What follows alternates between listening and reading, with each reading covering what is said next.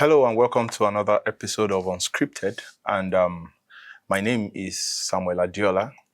With me in the studio, we have Deborah Agbonika, but you can call me Lady Ginger, the celebrity journalist. Interesting. Ipenam.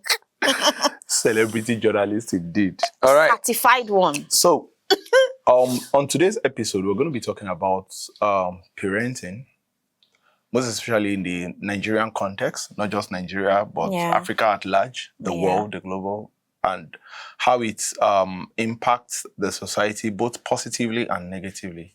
So, Debbie, let me ask you a very simple question. Before I ask you a question, basically, let me say this, all right? We have a society where most people now focus more on money and neglect their responsibility to their children. So what do you have to say about that? Are you for or against what I just said? Is it valid, or you feel I'm just saying what is not? There are two sides to this, right? That's why we have the advantage and the disadvantage. Of course, I'm for what you just said, but I'm also against it. Now, I will tell you why. I'll use two family, for instance, right? We have the average poor Nigerian family where the mother and the father literally don't have the normal 3 square meal in a day. And then they have children. I say this, especially Nigerian culture, that money commands respect. It's an obvious thing. Like if you even come to a family, the way the father reacts, the way the mother behaves, the way the kids are all put together, if their father is coming home already, everybody go down run, arrange themselves. But the poor African family is where I have a problem. And the fact that they chose to put money first and not putting their responsibility before money first has made so many children go on the streets. That's where I have a big problem. Now you born the pikin. You no go say because you no get money, right? Your child will now go out there. Your girl child is using an iPhone 16. She comes home to you after school. You're not questioning where did you get the money from, because you're feeling like, as a dad, if I'm unable to buy this for her, I don't think I have any right to ask her where she got the money to buy the phone from. And for me, you have failed as a parent. Okay, so basically what you're trying to tell us now is that the success and failure of a society depends on parenting. Yes. Oh, I'm surprised. Why? So you agree? No, I do. I'll get somewhere. I do agree with that. Okay. But I'm also saying, now I'll tell you why I was for the question you asked. We have a normal rich family that the father is doing well, the mother is doing well, but the children are stupid. I'm sorry to use that word. Your parents are rich. Okay. They give you 3 square meal in a day. You go to the best schools in the world. You have nannies. You have clothes. You have driver. Okay. My brother. And you still come outside to be a useless child. This has absolutely nothing to do with the parent, though. Yeah, I beg to differ. No. This has absolutely nothing to do with the parent. Let me cite an example for you, and I'll use myself as an example. Go ahead. All right. Now, I've had opportunity to be involved in fraud. And a whole lot of negative stuff, basically. But now, the reason I didn't get myself involved in all this kind of thing is because I remember my parents, most especially my dad. My dad would tell you, whatever it is you're doing, I've built my name up to this level. If you can't take it beyond that level, please just leave it where it is. Don't damage the name.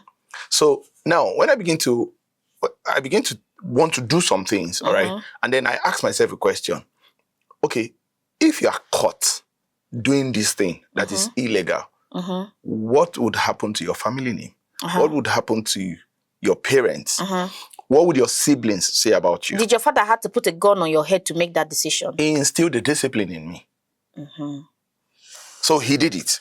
So the fact that my parents can do that to me, I feel every other child out there that is misbehaving according to you, the way you said it, like, oh, they provide everything and you don't, I still blame the parents for whatever outcome the child becomes. Let me ask you this question.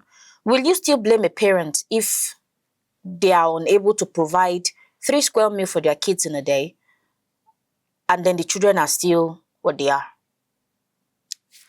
No, ask that question again. Let me get that. Will you blame a parent if not being able to provide a 3 square meal and their children still end up being the way they are? Why will you give birth when you know you can't take care of them? I think you're going to a totally different direction. No, that is we will come it. there. We will come there. We will get there. But let's get this very clear. And it's a standard. Nobody, absolutely nobody, should give birth to a child when they don't have a capacity to bring up that child in the way it should go. Because even the Bible said you should bring up a child in the way he should grow, and when he's old, he will not depart from it. I do agree with that sentiment. The Bible clearly states that both the good and the bad, and whatever a child becomes, is a sole responsibility and is a function of who the parents are, basically. So you're now saying that because I'm unable to be an Otedola, I do not have any right to give birth to kids? If you can't take care of them, don't give birth to a child. You be sounding... Because, absolutely, you know what you're simply doing? What am I doing? If you don't have the capacity to take care of a child, and you bring a life to this world, you are creating a menace for the society. Okay. And that's why we have a whole lot of problems around us right now. Really? Yes. Ade, let's go back. I'm coming back to your statement. Now, wait, don't go back. Now, imagine a parent giving birth to a child, and then this child, I'll cite an example. All right, I know of someone. I wouldn't say the gender. In fact, let me say it's even a lady. I know of someone whose parents, specifically the mom, she's still an undergraduate, and the mom calls her to tell her that the gas is finished in the house. Yeah, now you're getting to that other part of it. No, hold on. It's still all about failed parenting. Now, the mother who is meant to provide for the child is calling the child to notify her that the gas is finished. This girl is a student, doesn't work. And what does she have to do now? She has to call a boyfriend that the mom knows to come and provide the money to fill the gas. Now tell me, if that girl tomorrow tells the mother, I am not coming home tonight, I'm going to see my boyfriend, do you think the mother will stop her? Of course she would not stop her. She wouldn't stop her, right? That's what I'm getting at. So now, yes, that means stop her. if we now get a prostitute in the society, are you not going to blame the government or you blame the parent? No, I will also blame the government slightly. Come on, you wouldn't do that. No, I would do that. What's your reason? Limited access to modern resources, limited access to... Governments have policies in place for these things. It's just so sad that Nigerian policies... In fact, I don't think we have that much policies in Nigeria, because if you're talking about Western world, you have what you call them. If a girl gives birth to a child and you know you cannot take care of the child, the system takes the child. And not in every country. No, that's what I'm saying. I just said some countries, they have policies that encourages that. So that's what I'm saying. You cannot limit it to the fact that because somebody is not financially stable, they have no right to give birth to kids. This particular situation, the father and the mother are still alive. Exactly. Hale and what? Hearty. All right? So basically, what I'm simply telling you is that they have decided to be irresponsible to that part. And it's only one they have. Not 2, not 3, not 4, not 5. So you mean you cannot control your erection? In fact, let me even tell you this thing. Let me tell you this thing, all right? Anybody who doesn't have money, as a man, for example, you have no right to even have an erection if you are married. That is it. Do you know why I'm so happy? Why? Do you know why I'm so happy? Why are you happy? I attended the conference one time, and then the men just kept talking about women, to sit down here and hear a man make this same statement I made that day. It's sweeting my body. Why is this sweeting your body? No, because I've been of the opinion that before you point finger to the mother, because in parenting, they will tell you that women have the larger chunk because we are the nurturers, the helpers. The kids are always with us more than the father. So the responsibility has been shifted to us to take care of the kids. So the kids learn more from what we teach them, not actually even the dad, because it's not all dads that are so involved in their kids' life because you people are always busy working. And then I now said something. I said, no. First of all, the man had to have done something for the belly to come, right? Yeah, absolutely. Exactly. So now you're now forcing the blame on the woman. That's why I told you I was getting somewhere. No. No. When you hear the word parent, we're not gender biased. We're talking about both father and mother here. No, but are you telling me that it's a balanced view, especially in Nigeria, that fathers do as much as mothers do when it comes to taking care of the children? You know, when we're talking about a failed parenting system. That is also a failed parenting system. And I'll tell you why. Why is it that when it comes to issue of man and woman, you get agitated, your energy level rises? It's because you men have found a way to label we women something that we are not. And like what? Give me cite an example. I will cite it. You just told me now that no. Let's don't go into the detail of sharing the roles or make it a gender thing. Because I don't want us to deviate from the subject matter. We are not deviating. It has always been a gender thing. No, it shouldn't be. Ade, I'll tell you why. Okay. You know, bringing up a child is a responsibility of the man and the woman. Okay, how many African men have been involved in bringing up their kids? How many African men? If you want us to put a debate out there now, let's put a debate out there to our audience and ask them. 100, I'm even going too far. Let them give us 1 out of 10 times a father has stood up in the middle of the night to go and carry the child when the child is crying. Or this is what he will do. The baby is crying now. How are you sure? Have you been there before? Ade, let me get somewhere. Have you been there before? Our Nigerian movies have made it even more visible. They have made it worse. They didn't make it worse. That's what Nollywood did to us. No. Nollywood sold us lies. They don't sell us lies. Sold us fallacies. Nollywood tell us stories sold us false information. No, Ade, no. Nollywood will tell you somebody did blood money and then they put somebody in the wardrobe and they're doing and the dollar is falling from their mouth. These things are fake. They are not real. That's the thing with you men. You always have a way of switching these topics. That's my problem. It's just a fact. It's not. We're not talking about money ritual. Now we're talking about. I'm citing an example of how Nollywood has sold a negative narrative, a false narrative to people. It's not correlating with parenting. And I'll tell you, does. Ade, I'm a woman. I'm on a group where you have so many married women, so many single women, so many women.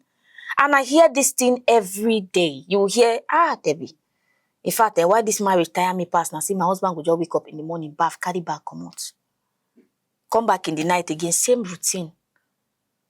Not be your breast, the fool come here when picking one drink breast. So that's why I would always make this a gender thing. And let's go back. Let's don't go too far off it. Let's go back to why I tell you that it's a gender thing. Okay. Now there's a thing with men, right? That if a woman is trying to tell somebody, no, put that thing there. We're tender people, you know, where we have more sympathy, we have more empathy. I would not want to flog a child, you know, because. But if the father comes and says, my friend, will you carry that? In fact, the father don't have to shout. The father don't have to shout. Me, I might be shouting, Junior, carry that thing from there now. Go and put it in your room. Go and check TikTok. This trend worked. It did. Go and put this shoe in your room. And the moment the father just does, Junior disappeared to go and carry that same thing. I'm saying that men in marriages, not all men, some men in marriages are the reason why that your girl can comfortably She's not my girl. Your friend, you know, the lady you just talked about. I know. You know. The person I know, not my friend, not my girl. Okay, so I want to correct that. Somebody I know. Like a situation I know. Okay, like a situation you know. Yes. Would comfortably pick up her phone and be like, and the parent will be like, can you do XYZ? Where am I getting at? Our Nigerian men are beginning to lose their spark. You men are beginning to lose that touch that gives you that authority, that command. You know, we had a conversation sometime ago. Wait. No, let me say this. It's very important for me to say this now. Go ahead. Before you finish, I have to say this. You know, when we had a previous episode about man and woman, marriage and everything, I made it clear, all right, so that you understand that before you get married, okay, you need to be in alignment, or rather, you have to get married to a man with vision, because your responsibility as a woman is that God created you as a helpmate. So you are meant to come and be in alignment with the vision of the man. So if you marry somebody who is headed nowhere, who has not discovered purpose, who doesn't have a vision, doesn't have goals and targets for his life, basically you guys are going to just flow and sail with the tide, basically.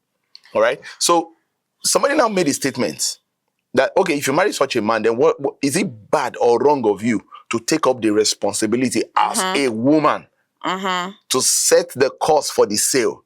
And I said, no, it's not bad, because once you guys are married, all right, in Christianity, it means two have become one. So both success and failure of that home for the both of you is exactly. So nobody can be exempted. So now that means you trying to blame the fathers for the failure of parenting is fathers, not valid. No, some, mind you, don't put me in their mouth. I said some fathers, and I'll give you an instance. Okay. I've seen men literally withdraw from their responsibility, become so engulfed in their businesses that all they care about is, I've paid the school fees now, it is what it is. They are not particularly, I don't know if it's an African, if it's a Nigerian thing, right? But hardly will you see a father be extremely affectionate. You know, the way you see, you go online, you watch these stuffs, and then you're seeing a dad and a kid and all of that. It feels like it's 1 out of 100. And that statistics is not fair. So when I keep saying that, we still have to come back to the gender issue. You still are not on the... No, I don't want us to go to the gender issue on this case. Let's just discuss parenting as a one system, and also not as a divisible system now. No, but we still have to, because once people are married, they have become one. Yes, so we still have to rub around them. So now edges, you mean if somebody is into, let's say, Yahoo, for example, now, all right, you don't want to blame the parents for that. Of course, I'll blame. You don't want to blame the people who brought them into the world for that. You want to blame the government. I will not blame. No, wait. That's what I keep saying. But if I said this. I said there is only so much you can do as a human being. You know that, right? And these parents we're talking about are humans, aren't they? I know they're humans. And I just gave you an instance. Excuse me. And I just gave you an instance of a parent that feeds their child morning, afternoon, evening. They put you in the best schools, so you don't have to mingle with, other peers that would influence you, of course, right? They do all of these things for you. You still become a junkie at the end of the day. Are you saying that these parents have not in any way tried their possible best to inculcate in this child what is right and what is wrong? Is that what you're saying? What I'm saying is they tried, but it's not effective.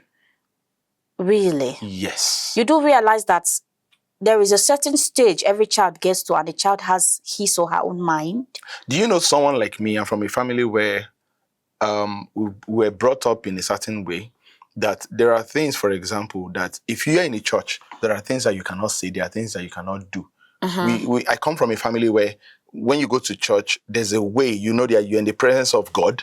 So there's how you should carry yourself, there's how you should do your stuff. But look at it in recent times. People go to churches, go to places of worship, and they just feel like, oh, it's another place for me to bring up my phone and make a selfie and do some stuff and all those kind of things. I am everything. You're saying the parents should slap the phone off the child's hand? Come on, get that phone off the child's hand. Really? Yes. Are they? Yes. Do you also know that this form of parenting you're talking about is the type that would drive your child out of your house? Why haven't that driven me out of my parents' house? Did you want us to talk your matter? Why did it drive me? No. All right. I'll give you. I would take myself for instance, right? Okay. I have an amazing family, right? And growing up, my parents, in fact, the rate at which I can quote Bible verses, then I don't think I can do that anymore. Oh, so that was how much. You are no longer with God. Yeah, I will always be with God. That was how much my parents did to make sure that I was brought up like the normal word in the way of the Lord. Okay. At 16, 17, I decided that, I have a mind of my own. And then some mistakes were made. And as I grew older into the woman that I am today, I came to realize that it's not just my parents' job. There is only so much my parents can do. It is now left for me to push ahead with that small push they've given to me. Because if you stand on this, your stand now that the parents have a lot to contribute to the fact that a 16, 18-year-old child, the reason why you're even saying this is because we're in Nigeria. Try this in other country where a child will literally call the popo on his or her dad. for yelling at them. At least for Nigeria, if he carry boom for him back, try it in another place. So I'm saying that the society is adding to these problems, and the parents should be cut some slack. I cannot when they have a failed child. No, you know, you have to cut parents some slack, my brother. I like to always use illustrations, all right, to drive down my points. Now, bring up a child in the way that he should go, and when he's old, he shall not depart from it. Which basically suggests to the parent that it is their responsibility to set the right foundation upon which every other thing is going to be built on. Now, imagine you're building a house. Exactly. I was going and to go your there. foundation was not built to specification. What happens to the entire building? It's going to collapse. And now let me so who is going to be held responsible? Don't go too far. The structural engineer, the architect, the builder, and everybody. Which in this case are the parents. They don't go too far. Let me cut you before you go too far. This same building that the foundation has been laid very properly. What happens if a tsunami happens? Are you in control of the tsunami and these natural earthquakes?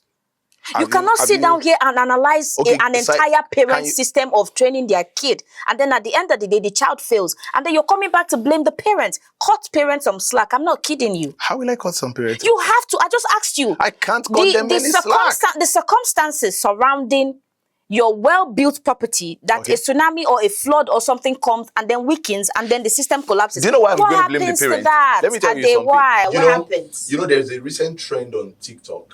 I think probably some persons might have seen it on Instagram also. Yeah. There's a recent trend where a mother was actually showing his son saw a picture of Pella, all right, saying that, okay, see your mates, you understand, see what he has done and a whole lot of things on her laptop. And then the son now took his own laptop and showed the mother, like, see your own mate too. This is what's it called? Where were you when this woman was getting, you know? So that's just the thing. So when we tell you that parents are responsible for whatever happens, now imagine if that boy, all right, did not show. I know it's a skit, okay, it was planned and staged and everything, but that's actually what we do in our society. You know, parents tend to compare you with your mates. Now, one thing is this: when they are running those comparisons, they don't know the sacrifices that other parents have actually carried out for their children, for them to get to where they are. And they wouldn't understand that it is those sacrifices that actually set the foundation upon which these other people they are comparing with actually built everything that they have. You understand? So that's why I keep telling you, and I'm still going to insist, that both the success and the failure of a child is solely dependent on the foundation and the effectiveness of parenting. I don't disagree with that, but I also need you to take this for the sake of time. Parents deserve to be given this much tiny breathing space. Well, for the sake of our viewers, this much. All right, let's leave it for them to debate. Of time, okay, we're going to leave you to drop your comment, all right, respond to these. Let's read your views. Let's see what you think about this subject matter, whether parents needs to be cut some little slack according to Debbie. But for me, I feel they shouldn't be cut any slack at all right? The success and failure and what a child becomes in the society is a function of effective parenting, which is my own deal. So if a child becomes an armed robber tomorrow, the parent should be held responsible. If the child becomes a president or successful businessman tomorrow, the parent should equally be held responsible for it. So until next time, my name is Samuel Adiola, and of course, I have... Let me say this before they chase me off the camera. Unforeseen occurrences are they... Unforeseen occurrences. Of course, I'm Deborah Agbonika, but I like to be called Lady Ginger and the celebrity journalist. Until next time, bye-bye.